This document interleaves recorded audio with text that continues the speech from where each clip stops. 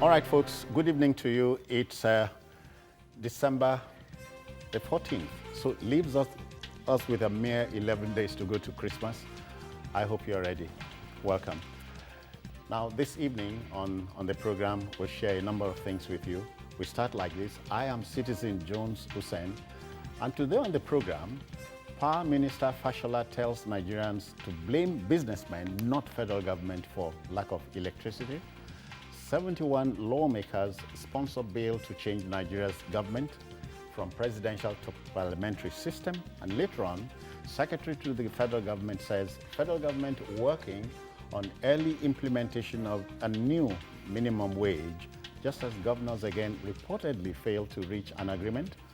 I'm hanging out with Babajide Kolade Otitojo, who is counting down Christmas, perhaps. And vacation. Yeah. Okay, and vacation too. Yes. Good for you. I've not met Chetan Wanze on the program. Great to have you here. How do you do? Thank you for having me.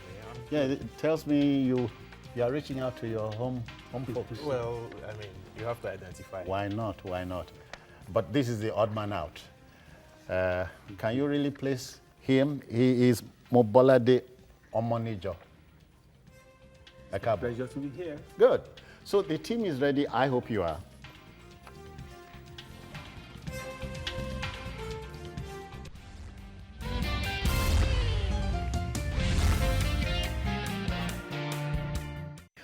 All right, let's tell you this. The politics of power generation in our bewitching country is like being thrown into a pond full of electric eels and being given a wet life jacket to stay shock-proof. It's an atrocious war between promoters of non-renewable energy sources and champions of renewable power sources. Power Minister Mr. Babatunde Fashola appears to have placed a finger on the trouble with electricity generation in our country. He says Nigerians must hold businessmen responsible for the power problems in the country and not the federal government. At a power dialogue on Wednesday, Fashola reminded his audience that all the assets the power ministry used to control power had been sold by the last administration. The people operating the power sector, generation and distribution, are now privately owned companies, he added. That was the minister speaking. He has laid it on the floor, on the table here now. Yes, but I'm sure that going through the social media, Fashola will have an idea of what Nigerians think of the statement that he made. Because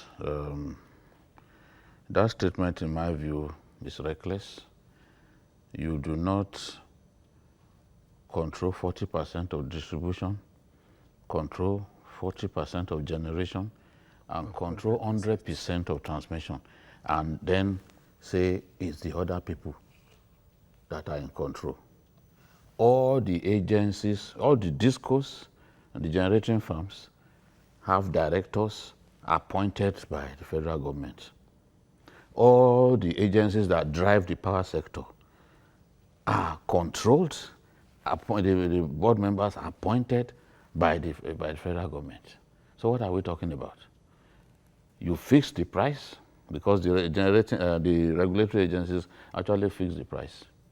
You fix the price of electricity. The billing system. Yes, you determine that, and you are saying that you have nothing to do. You come up with the framework, the regulatory framework, the roadmap. It's you. So you literally drive the entire process. The weakest link in the whole power sector is the transmission, which is what the federal government controls 100%. So there's no one familiar with what goes on in this sector who would take what the minister has said seriously. There's no way. You cannot, even if the private sector were to be directly in charge, totally in charge, a government cannot then say, look, gentlemen and women of Nigeria, don't blame us if there is no electricity supply. You can't do that. You can't do that. You have to provide the enabling environment for Nigerians to have uninterrupted power supply. You have to even make that possible.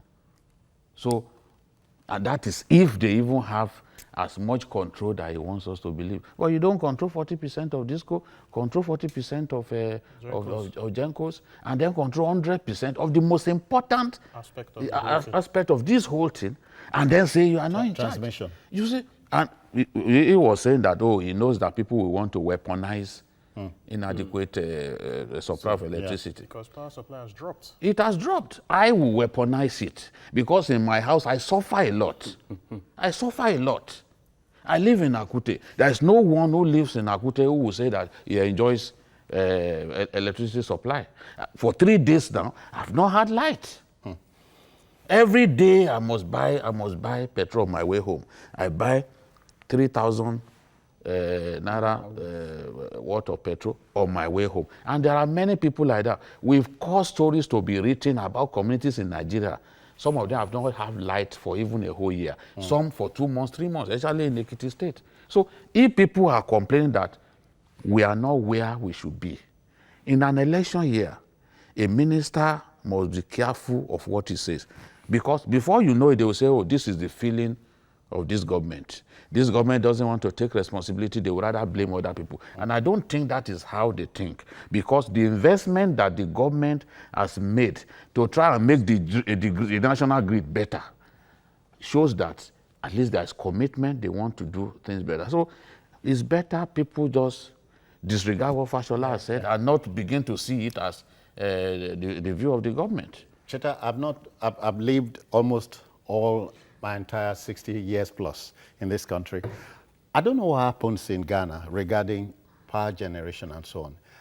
Is it a shared responsibility or the responsibility of state? I won't go outside of Africa.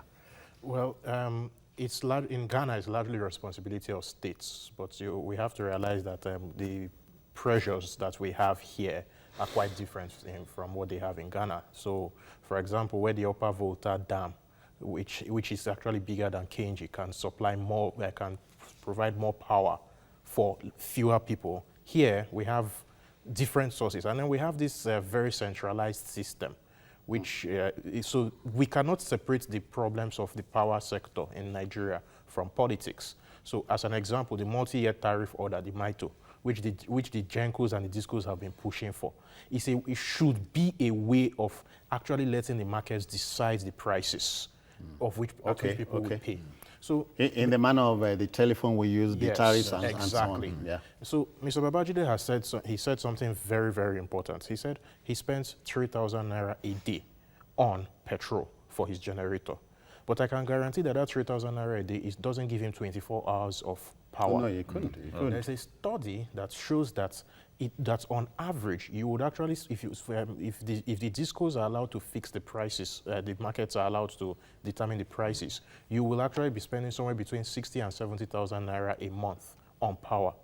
That's for possibly 24 hours. That's less. So why is the government afraid of letting the market determine the prices? Why are we retaining this situation where we are hooked on subsidies? Essentially, that's what it is. No, but they are not paying them subsidies, unlike the... They are not paying subsidies directly, but by fixing the price, that is a subsidy in itself. It's not necessarily a direct subsidy on consumption, but the point is that you are not letting the markets determine the price. What that means is that there's no investment coming into the power sector, or no real investment from the private sector, because there's no way that they can make their money. So that begs the question of why did businessmen buy the Gencos and the Discos? Why? Because at the time the commitments were made, they felt that they will make their money. Yes. And that's because they felt. And that, I mean, the promises were made. Yes. Investment papers were drawn up and all of that. And that comes into the larger business environment in Nigeria. We have a history, and it's very unfortunate, of making agreements and then at some point shunting the agreements. No, we not necessarily reneging completely, but shunting somewhere and then changing the rules, especially because of political considerations. It doesn't work. Omonijo, you know, I rather like two analogies drawn amongst others by Mr. Fashola. He talks about FIFA, you understand? He's like FIFA. If anything goes wrong with the game and the referee misbehaves, the goal will stand, and all that. And the other one has to do with if you're telecommunications. yeah, okay. If your bank overcharges you, Yes. do you go for the Minister of Finance? No. Otherwise, I'm asking, is it a one-sided palaver? Doesn't the other side have some problems? I don't think Mr. Fashola has any justification for what he said. Okay. Apart from the political environment, which shows that he's been reckless within this setting. But even generally, he was giving the example, like you just said now, of if you are overcharged by your banks. The government has been involved. The central bank is an arm of government. And you report to The central bank. report to central bank, and central bank has been penalizing them. Yes. The central bank has been working in the interest of the customers. So Mr. Fashola cannot say like Pontius Pilate, I wash my hands off, go and hold the other people. Like Jide said, they control largely that sector. Number one, like he said himself, the regulatory agencies are under the firm control of the federal government. Yes. So what are you regulating if you are not involved? No. Then number two, you said that the Gencos, you have about 40% there. In the Discos, you have 40% shares there and control. And the transmission line, which is the lifeline of the industry, you own fully. And yet, and everybody knows, they themselves have conceded that... Should that have That been is a weak link. deregulated? Should you have deregulated the transmission lines thing? As it was, I'm not too sure they could deregulate it. Okay. As it was then, it would take some time to have a line through. Can I explain? Can I explain? Yeah, So, okay. because of the highly centralized nature of the whole thing, deregulating the transmission lines would have been almost impossible. Exactly. What should have been done should have been to liberalize. Now, liberalizing the transmission lines would have meant breaking up some of the aspects of the Power Sector Reform Act from 2006. Essentially, we would have a situation where you should be able to allow, if you liberalize it, then let's assume Mr. Babajide sets up his own power company for Akute there. Then he should be able to build his own transmission infrastructure to supply just the Akute area. But because the Nigerian... Without going to the national Without grid? going to the national grid. problem. That's a major problem. I mean, it doesn't make sense. Let us look at the way it used to be before the privatization, incomplete privatization. Egbi, based in Lagos, more or less, Ikorodu, would transmit power to the national grid feeder pillar in Osogbo before it starts coming back to Lagos. That doesn't make sense. So there's a lot of losses along the way. I remember when Asiwaju Tinubu was the governor of Lagos State, one of the first things he did, because he had these study groups before he came in, and they knew that power is central for a city like Lagos, and they had the Enron Power Project. They were trying to work on then. They allowed them to spend Lagos money on it, and then Mr. Obasanjo decided to impound everything. Because it has to go by law. Mr. President Obasanjo. He was president, but it doesn't mean he's not minister. He's a human being, he's a man. All of us are ministers. Omanijo, go on. Yes. So Mr. Obasanjo decided to impound it as the president of Nigeria. Yes. Okay. And because by law, it's on the exclusive legislation list. Which is a big problem in this country. Which is a major problem. The legislative framework has not been fully tampered with, has not been fully rectified, even now. And then it has to be fed into the national grid, and they say you cannot do Akwa Ibom that. generates 102. It leaves Ikodobasi, where it originates from, goes to Eket to Port Harcourt. Before it comes back to Akwa Ibom, almost next to nothing. That's the way it is. Jide, mine is this. I remember I once talked about what happened with Kwara. Okay. When the IPP farms left, they left because Yaradua refused to carry on with the work. So the Advice said, yes, perhaps. the work was suspended on those independent power projects, and so they decided that okay, they were leaving. So Bukola Saraki got them to stay back. Okay. And they continue to build the power plant at Gomo, which is the where the country home of Justice Salami is. Okay. And at the end of the day, the project was delivered. But what happens once power is generated? Goes to Oshobo. With taxpayers, Kwara taxpayers' money.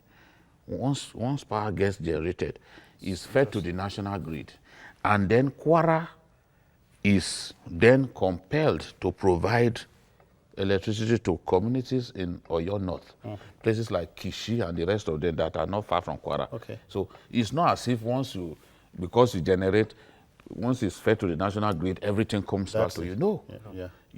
My parents are in Kwara today. I can tell you that most times they are unable to watch this program. My dad complains a lot. He's unable to watch. Yet the state built with taxpayers' money, Kwara taxpayers' money, power plants just to solve the problem of power. So beyond even the reckless statement by Fashola that really lacks any basis, the Constitution, we have to take a look at that Constitution again. A lot of elements in that Constitution we must change if we really want to make Nigeria very, very functional. So this is the For the benefit of the viewer who may have forgotten, about 6 months or so to the end of President Obasanjo's tenure, the 10 independent power plants sprang up. Yes. What was the idea? Obasanjo spent so much money trying to fix the existing power infrastructure, Kainji and the rest of them. And then it occurred to him that, look, the best thing to do is to build new power plants, thermal stations, gas-fired power plants. Let's build them so that we can generate a lot more. Because they suddenly discovered, look at Kainji, installed capacity 700 megawatts. But today, it cannot generate even close to that. The same thing with Shiroro and the one in Jeba. We've had all kinds of problems, old equipment that ensure that you cannot generate naturally what should come, low water level and all that. Even the water is silted. In those dams now, the water is silted such that you cannot get really what you want. So the feeling was that power plants, building gas-fired power plants would help us to solve the problem. And then they also, but Obasanjo it didn't occur to Obasanjo early in his administration. It was in the twilight of his administration that idea came. So it was Goodluck Jonathan who now continued the work and delivered some of those power plants like Omotosho, Kwapalanto, and the rest of them. So, but we've also been having issues with gas supply. Because even in coming up with the idea of building those power plants, they didn't think of how to get gas to those places. They didn't have a solid gas plan. In the case of this Alauji, I think in Imo State, Alauji. They needed to construct a bridge to be able to take the turbines over the Imo River. It was not in the original plan. Okay. So you just had the turbines rotting away at the port. I interviewed the power minister that I said, what's going on? We bought these things with good money. Yeah, they are rotting away at the port. Because nobody thought that, given the weight of those turbines, you must build a new bridge. We can't forget, not too long ago in Lagos, some of the turbines got to the overhead bridge and couldn't go over. You remember? They had to be dismembered and take them in chunks and so on. Some were taken to Ikorodu and they just stayed there. The same problem is happening in other. That has nothing to do with the businessmen. Okay then, Omonija, let's fan out and begin to talk about alternative sources of energy, and I have renewable energy sources, including geothermal. We talk about wind energy, biomass, solar. And solar. So who can be against this? I don't think anybody has voiced out opposition to this, but we've had so much of theory, so much on paper, so much of rhetoric, but we've not seen much action in that. Many societies in Europe, for example, I understand that in Germany, for example, this is the way people are going. Renewables entirely in Germany. Renewable centers. We don't even have policies on them, let alone promoting them. Well, there's something that is happening, because I think some of the problems, again, comes back to politics. So you have a situation where there's this British company that is setting up renewable power around the West African coast. And I keep forgetting the name of that company, but they are going around Nigeria. That they haven't set up a spoke here. And the reason is a mystery. Yeah, no, the reason, I mean, there was an interview where one of them said, well, that's when they tried, when they came to make inquiries here, that they were told to bring $1 million first. Yes. Yeah. That's what Sorry, we do. we have fired up one gentleman. He's in Abuja. Brahim, I greet you. Welcome. Hello, good evening. How do you do, sir? Welcome. I'm fine. Let's go.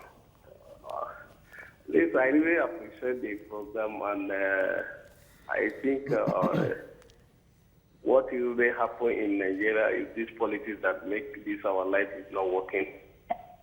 Because I know sometimes when we in good luck Yaradua administration, when Yaradua was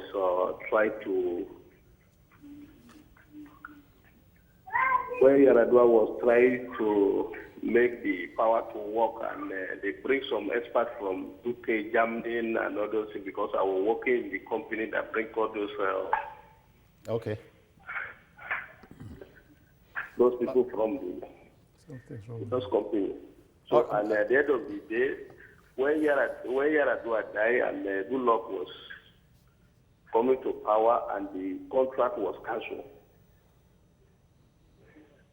Well, again, I would say maybe advisedly at the time. Thank you, Brahim. Maybe you are distracted, but we got the point he made. Jide, we can recall with candor here that the late Minister of Mines, of Power, Mines and Steel, I think the late Bola Ige, went around the country because experts came from Argentina. They toured the country and he said, give me 6 months, I'll deliver uninterrupted power supply. So 6 months we thought was not too long a time to wait. And before you knew it, he had to be transferred from the ministry. So you are asking, what is it that makes... He didn't deliver on that promise. Right? He didn't. He couldn't have anyway. It was ill-advised. Yeah. Again, okay. I mean, Fashola made a similar statement before he became Minister of Power. He's denying that now. He's denying that. But there's a video. There's a video. You don't deny what's on video. There's a video. Yeah, but that's besides the point. The point is... Sorry, and also under Jonathan, the robotic engineer, Bat Naji was Minister of Power. Yes. He made to do something and something gave. And before you knew it. So there must be a little something electrifying about the sector in this country. Again, I think it's a big problem of Nigeria. Power is on the exclusive list. It shouldn't be there. Postage stamps are on the exclusive list. They shouldn't be there. It's when you have a country of 1 million square kilometers, which is what Nigeria is, you can't possibly control everything from Abuja. Imagine having, say, the US trying to control everything with regards to power from Washington. It will not work. So we have, take as an example, wind power will work very well just off the coast of Lagos here, because we have an ocean and there's breeze. Solar power will work very well in the north. And I know that, for example, Pan-Africa Solar tried to set up something in Katsina. But you can't keep having this situation where they will set up something good on paper and then you expect... So we generate right now, on average, between 3,000 and 4,000 megawatts per day. Yeah. The best generation we've had this year was November 17th, which was just over 5,000 megawatts. So it does not leave. Samson is in Chief Obasanjo's Ogun State, Abeokuta to be exact. Samson, welcome. Hello, good evening. Yeah, Brother Samson, I greet you. My name is Pastor Samson Awoyeyi. Okay then. Hello, sir. You are on, sir. Yeah, I'm calling from Abeokuta, so the capital. Yeah. You see, Mr. Otitoloju, this is my first time of speaking to you. I'm always love your program. It's very good. But the topic you are saying this afternoon about the power, you see, the problem in this country, when people like to do a good thing, when it's not power, they cannot do it. You know, we have problem in this country. It's only God can solve it all. I'm telling you, somebody wanted to do a good thing, either they kill them or they put, or they don't like them to do it. It's only prayer we have. Are we going to lead this thing for our unborn children? Are we going to be leading? Pastor Samson, let me be quick to interject. Pastor Samson, let me interject here. We need more than prayers. After praying, we work. We pray, all right, but we must work. Jesus the Christ said, watch and pray. Mm-hmm. That's the thing. And it's not as if, you see, especially in terms of freshening up our national grid, this government has done far more than the administrations before it. No doubt about it, they are working in that area. This is a sector, a subsector within the power sector that have been abandoned for 62 years. It's only now that they are trying to freshen up that sector. But the truth is, the transmission lines are obsolete, they are bad, and it's one reason we are unable to go beyond the 5,222. I got told by an expert in this sector, Omonijo and Wanze, that the transmission lines was built not to take more than 3,400, on the outside 5,000. 4,724 megawatts. So you can't pass anything more than that through the transmission lines, which is why I mentioned more than 33%. which is why I mentioned the day we generated. I mean, we transmitted 5,222. We were only able to do it for barely 24 hours. Okay. If you try, you see, the whole sector has to be aligned. It's not a case of this sector is doing fine, and this sector is not doing fine. This subsector is not doing fine, and then you expect that things will be right. If you try to feed more than 5,000 megawatts into those lines, you will suffer a system failure. This year alone, we suffered at least 7 system failures. So that is what will happen. I lost count. That's why I say at least 7. The system failure will result from that. So we have to keep working. And I don't think that the best thing is to do this bulk passing. Let everyone jump in and see how we can improve. Because where are we? We are struggling to do 5,000. When South Africa is able to do almost 50,000 megawatts. We must pass over in time. Once quickly, you don't see the conspiracy theorists here, generator barons, diesel merchants. No, I don't. No. Okay. I don't. Oh, they have nothing to do here. It sounds nice on paper, but the fact is, the politics gets in the way. We need to find the political will to unbundle it and to ensure sustainable pricing that will be attractive to investors. And we need to get rid of the mentality that the government can do everything. The government cannot. You know, my own suggestion, because the model that we've copied is the Indian model. But the Indians first subsidized the sector. Then gradually they began to withdraw.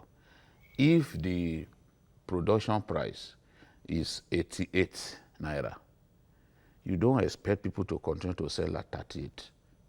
It's not sustainable. Obviously.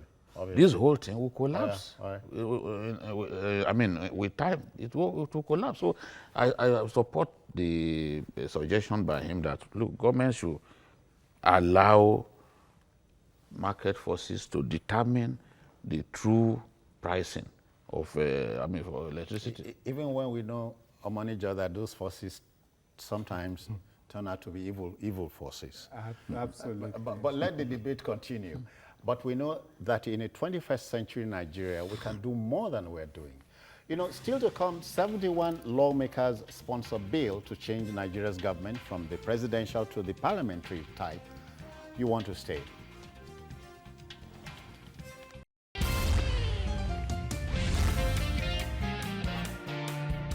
All right, folks, let's keep it going. You know, we were there before, and 52 years after, we are electing to go there again.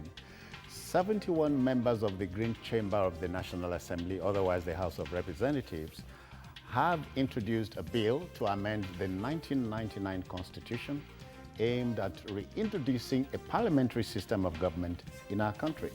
It has passed the first reading, but the difference is this quickly. Whereas in a presidential system of government, the president is voted into power directly by the electors.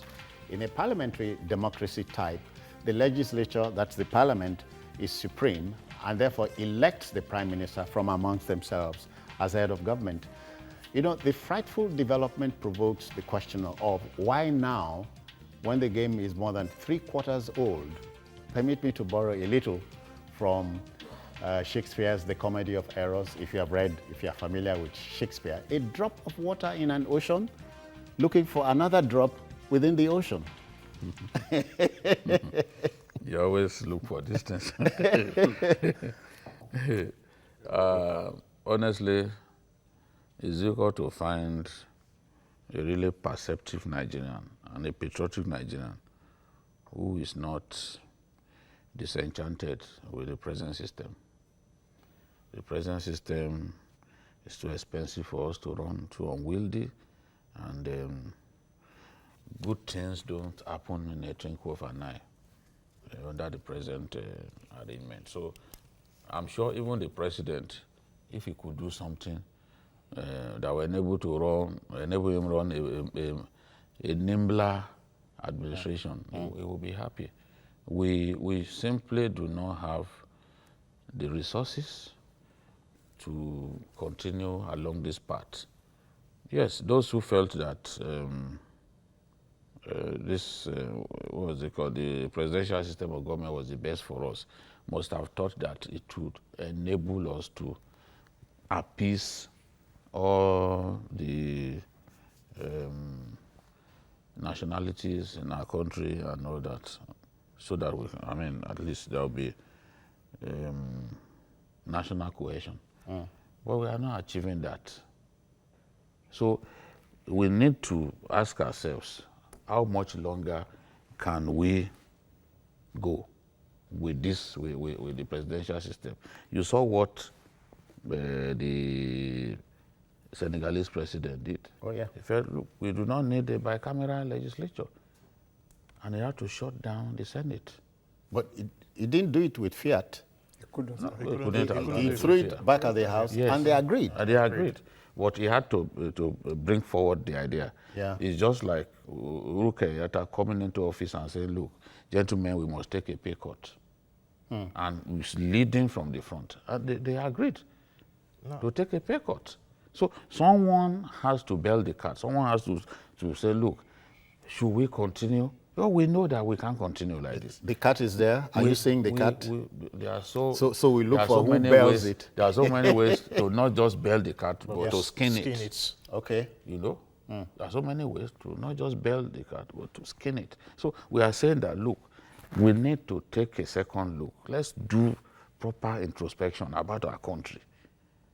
Should we continue? Do we have the resources to sustain the current system? If you ask me, I will say no, because everyone can see what's going on. But they are just struggling. It's taken 20 years to get there. Well, it's taken 20 years for us to see it because it became unsustainable over time, especially as we introduced more and more the Ghana Must Go brand of politics. But we have to go back to first principles. The current constitution under which we operate is a poor man's copy of the 1979 Constitution, which in itself is a poor man's copy of the 1976 version of the American Constitution. Essentially, we are copying something which took them, as of that time, 200 years to get to, taking into cognizance the vagrancies of their own environment.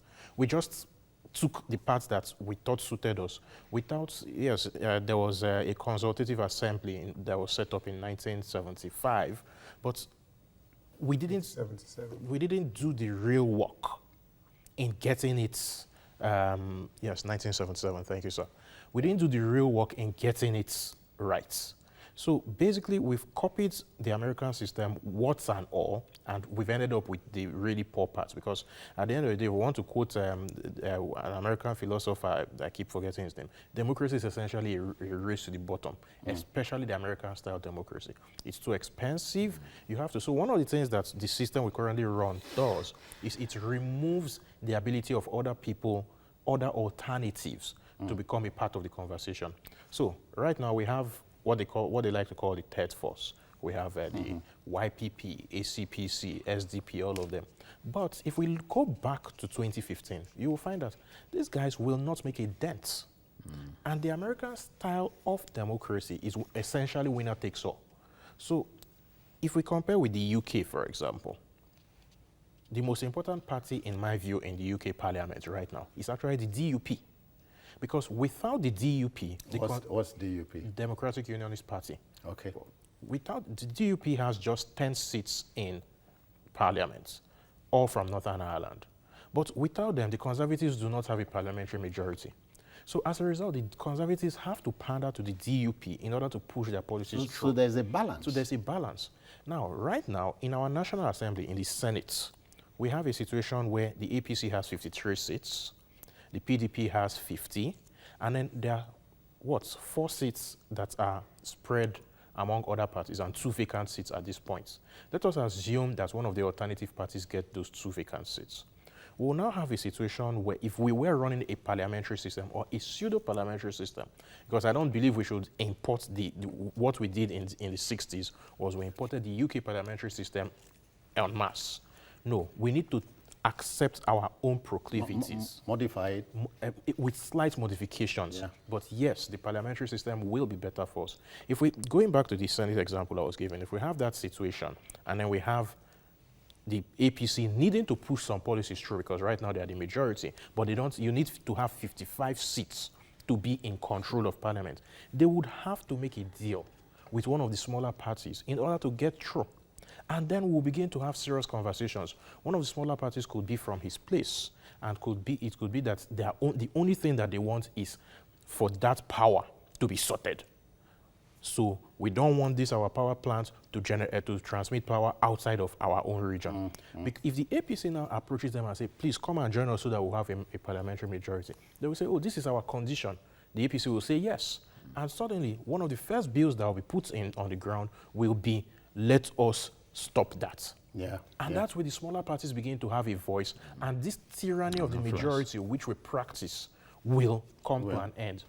But my trouble here is all 71 senators were of the PDP extraction.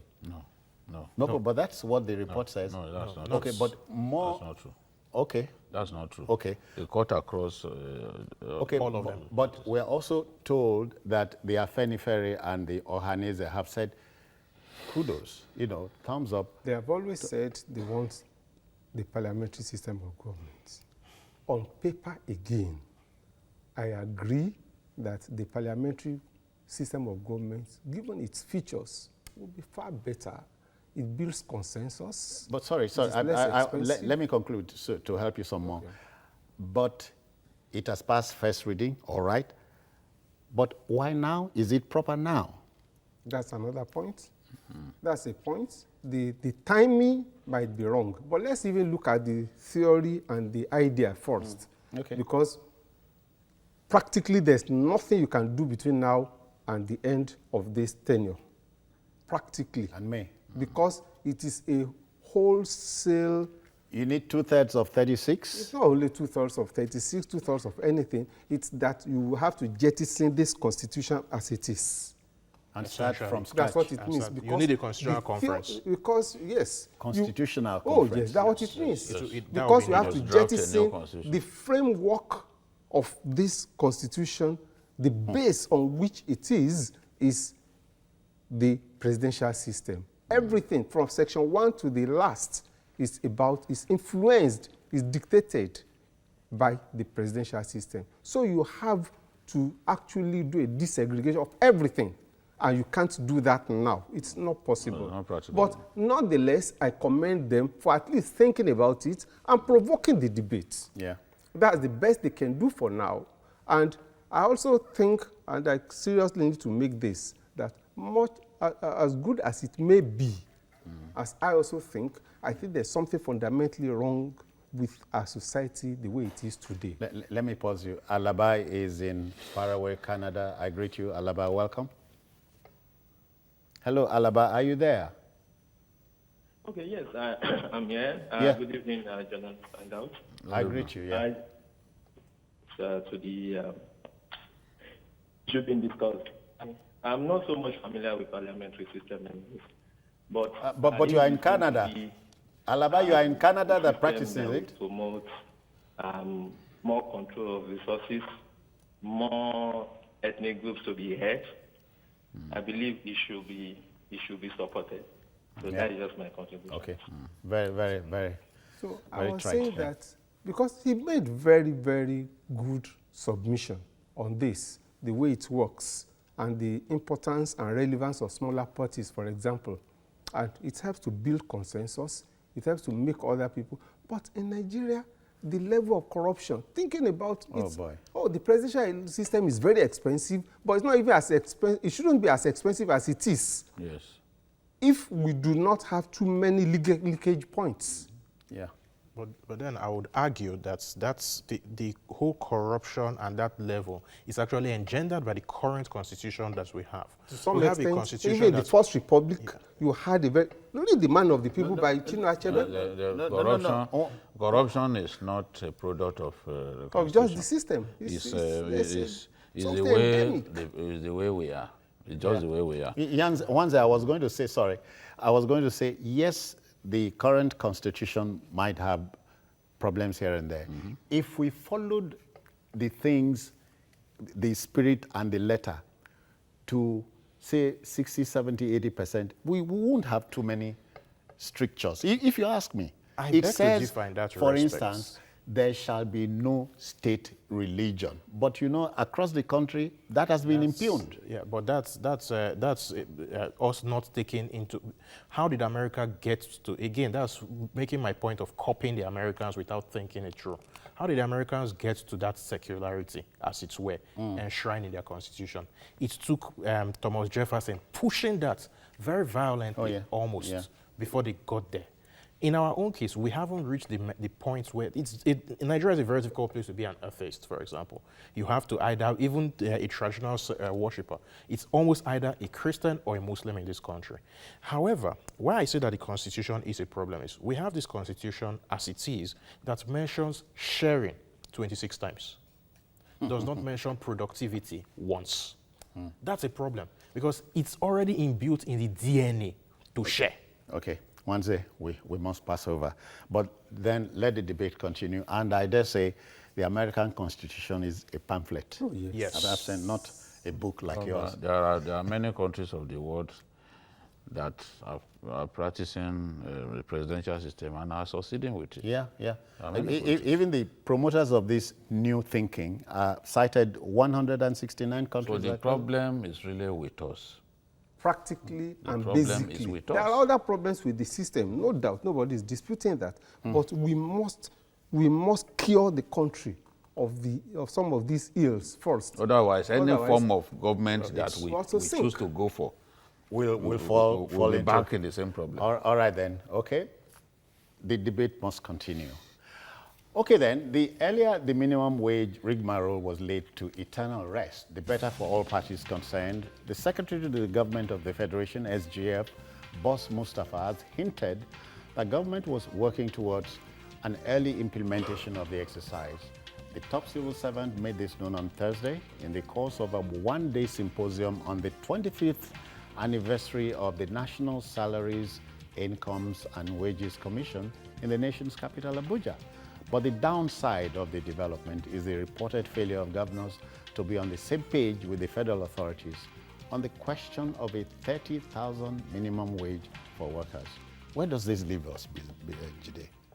It leaves us desperate to find a solution. The idea of a tripartite committee did not ab initio involve the governors by labor convention. It is actually, when they talk about government, they are referring to the central government.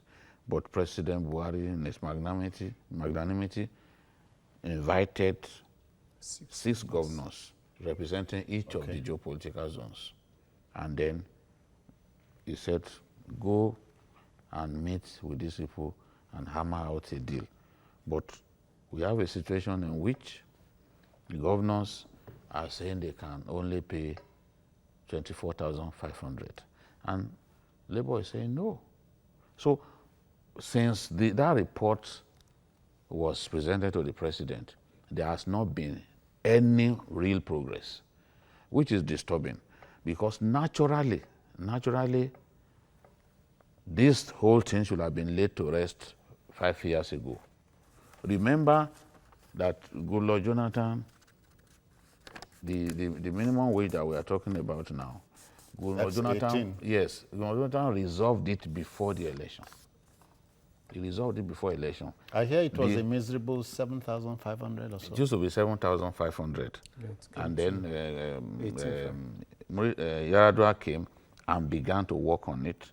And invariably, Goodluck built on Yaradua's efforts.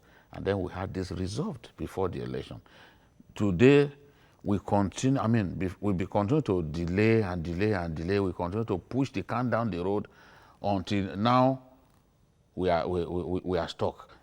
Now Labour is saying this has to be resolved before the election.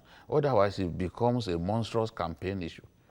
And I agree with the organized private sector that, look, there is nowhere in the world where the minimum wage, where every stakeholder agrees to the minimum wage. Okay. But once the minimum wage is agreed upon, it becomes law.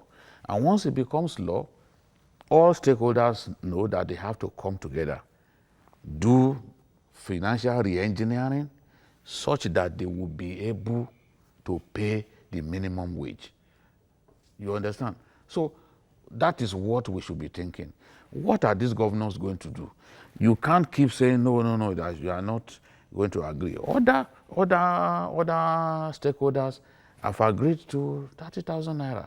So what can you do that will give us that guarantee that you'll be able to pay? Maybe you need to look at your workforce. These guys are carrying so much dead weight that they really do not need. But they are reluctant to do anything about that. Did you spell it out? Tell us here that so many states... Let me tell you, I once said that I met a governor from the North Central, who told me that he had 2,500 aides. Those aides were literally presented to him by party leaders. Party leaders, aides. And they are not on minimum wage. Which is a way of rewarding them for the part that they took in the course of election and all that. So he said he had to reduce them by 1,000 persons. And I said, Mr. Governor, you can go for that. A state in the South has Mr. Governor, you can go for that. As we sit here, this is the test. Cross River. Now let them. Are you asking or telling me? Allowed you the avenues through which the resources are leaking are too many, especially in the states. It appears it's only the federal government that is fighting corruption. How many times do you hear the EFCC go to work in the states? You know? Because we can fight grand corruption, but how about corruption in our ministries? So we need to start from somewhere. Once they go down to your local government, where you have more ghosts than at the center, working and getting paid. Not just that, people who, in my local government, people who come and say, oh, I just want to collect sand, as it were. It's a problem. The states are a problem. I completely agree. However, the size of the civil service, federal and state, is a big monster in the room. For context, 18,000 naira, the current minimum wage is $50. The minimum wage the unions are proposing is 30,000 naira, which is $83, and 24,000, which the governors are saying is $67. It's nothing. It's not. This is poverty mechanism. However, the facts on the ground as we speak, 17 states are owing salaries in one way or the other. By the time you add pensions being owed and all of that, the number rises to 26. If you add if we agree on a new minimum wage of 30,000 and add it to the federal budget, at the way it will be implemented, you add 1.25 trillion naira to the wage, government's recurrent expenditure, and we're already in a situation where debt service to revenue ratio is 67% thereabouts. So the question is, how do we pay for this? And it requires making tough political decisions.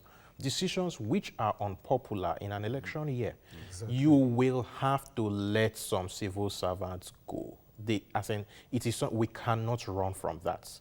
We cannot run from the fact that the story he described, and I will take a shot at that's Benue States. The story. I didn't mention any states. I'm so good at not mentioning states. Yeah, but the story is a story that's repeated around the country. People are hired just for not based on competence or everything. There's this mindset that has been ingrained deep into Nigerians that a civil service job is safe. Once you are there for life. That's it. That has to go. It has to be based on competence, and you know that if you are not pulling your weight, you can be shown the door. If you don't need people, why keep them? Mobolade, if you shed weight at the state level, for instance, you must pay them off. It's not only that. The same labor leaders will fight you. Oh, it is, like I said, it's unpopular. They will, the same way that they are pushing for the minimum wage, they will fight whoever chooses to lay off. But they fought Asiwaju Bola Ahmed Tinubu in 2003 or so. And at the end of the day, he right-sized the Lagos civil service. They fought him. Remember Ayodele Akele and the woman Olorun Nembe. But like you just said, it's not when election is just around the corner. No, he was approaching re-election. They had not been, you see, if you could do it, most people prefer to do it in their second term.